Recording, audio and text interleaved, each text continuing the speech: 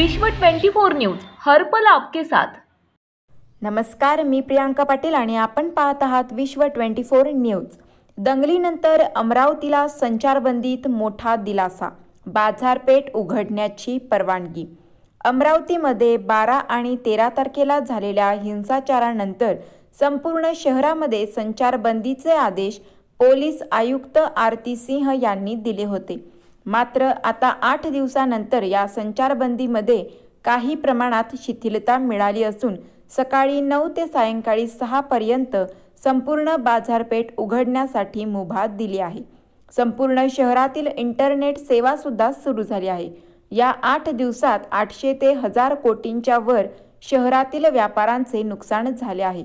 आता शहरातील परिस्थिती पूर्ववत होत असली तरी सायंकाळी 6 ते दुसऱ्या दिवशी सकाळी 9 वाजेपर्यंत शहरात संचारबंदी कायम राहणार आहे।